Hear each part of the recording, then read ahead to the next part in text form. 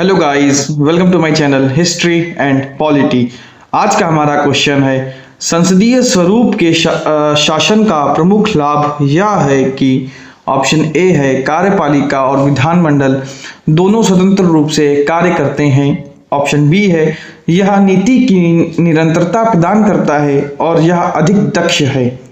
Option C है कार्यपालिका विधानमंडल के प्रति उत्तरदायी बनी रहती है, या ऑप्शन डी है सरकार के अध्यक्ष को निर्वाचन के बिना नहीं बदला जा सकता है।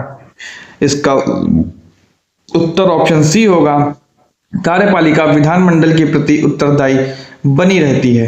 आइए इसकी व्याख्या देखते हैं। संसदीय स्वरूप के शासन में कार्यपालिका अर्थात सरकार तभी तक बनी रह सकती है जब तक विधायिका का समर्थन हासिल हो। भारतीय संदर्भ में चर्चा करें तो केंद्र सरकार को लोकसभा में तथा राज्य सरकार को विधानसभा में बहुमत हासिल करना होता है, जबकि अध्यक्षात्मक शासन प्रणाली में विधायिका का समर्थन हासिल करना जरूरी नहीं रहता है। अतः संसदीय शासन प्रणाली में कार्यपालिका विधानमंडल के प्रति उत्तरदायी बनी रहती है। आइए अब संसदीय सरकार की विशेषताएं देखते हैं। भारत में संसदीय सरकार की विशेषताएं निम्नलिखित हैं। एक है, पहला है नामिक एवं वास्तविक कार्यपालिका। राष्ट्रपति नामिक कार्यपालिका विधिक कार्यकारी है, जबकि प्रधानमंत्री वास्तविक कार्यकारी। इस तरह राष्ट्रपति राज्य का मुखिया नामिक होता है, जबकि प्रधानमंत्री सरकार का मुखिया होता है। अनुच्छेद 74 में प्रधानमंत्री के नेतृत्व में मंत्रिपरिषद की व्यवस्था करता है, जो राष्ट्रपति को कार्य संपन्न करने में परामर्श देगी। उसके परामर्श को मानने के लिए राष्ट्रपति बाध्य होगा। दूसरा है बहुमत प्राप्त दल का शासन। जिस राजनीतिक दल को लोकसभा में बहुमत से सीटें प्राप्त होती हैं, वह सरकार बनाती है। उस दल के नेता को राष्ट्रपति द्वारा प्रधानमंत्री नियुक्त किया जाता है। अन्य मंत्रियों की नियुक्ति भी राष्ट्रपति प्रधानमंत्री के परामर्श से ही करता है। जब किसी एक दल को बहुमत प्राप्त नहीं होता है तो दलों के गठबंधन को राष्ट्रपति द्वारा सरकार बनाने के लिए आमंत्रित किया जाता है। नंबर तीसरा है सामूहिक उत्तरदायित्व। यह संसदीय सरकार का विशिष्ट सिद्धांत है। मंत्रियों का संसद के प्रति सामूहिक उत्तरदायित्व होता है और विशेषकर लोकसभा के प्रति गठबंधन। अनुच्छेद 75, वे एक टीम की तरह काम करते हैं और साथ साथ रहते हैं। सामूहिक उत्तरदायित्व का सिद्धांत इस रूप से प्रभावी होता है कि लोकसभा प्रधानमंत्री के नेतृत्व वाली मंत्रिपरिषद को अविश्वास प्रस्ताव पारित कर हटा सकती है। चौथा है राजनीतिक एकरूपता। सामान्यतः मंत्रिपरिषद के सदस्य एक ही राजनीतिक दल से संबंधित होते हैं और इस तरह उनकी समान राजनीतिक विचारधारा होती है। गठबंधन सरकार के मामले में मंत्री सर्वसम्मति के प्रति बाध्य होते हैं। दोहरी सदस्यता। मंत्री विधायिका एवं कार्यपालिका दोनों के सदस्य होते हैं। इसका तात्पर्य है कि कोई भी व्यक्ति बिना संसद का सदस्य बने मंत्री नहीं बन सकता है।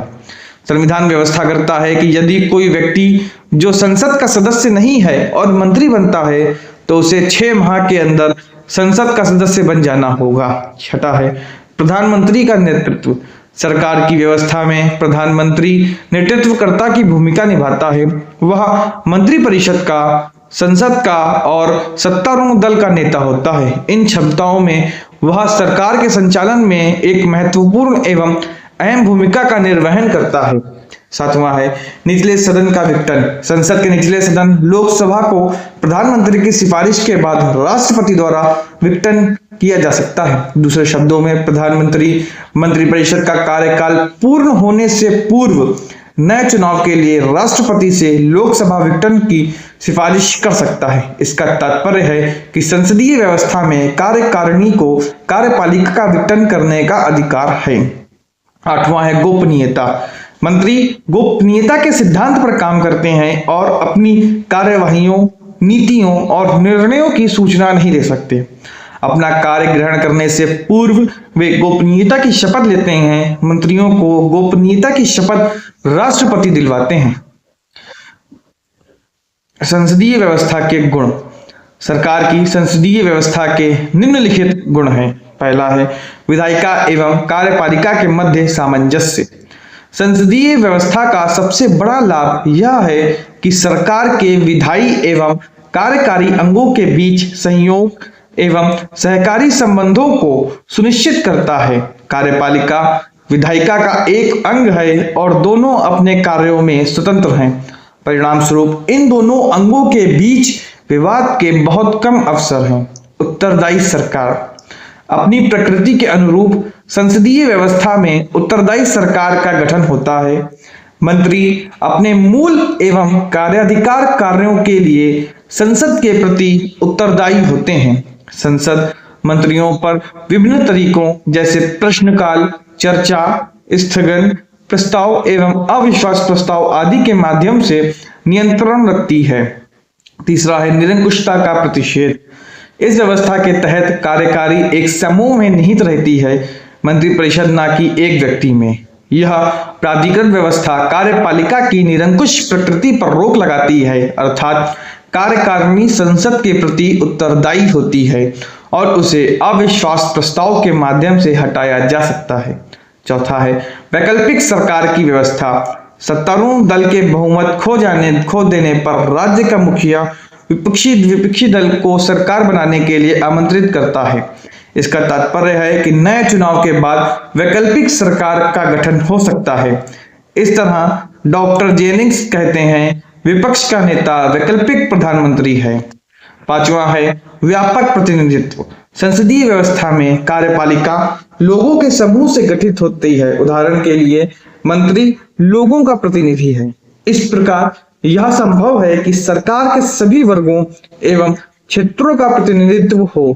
प्रधानमंत्री मंत्रियों का चयन करते समय इस बात का ध्यान रखता है।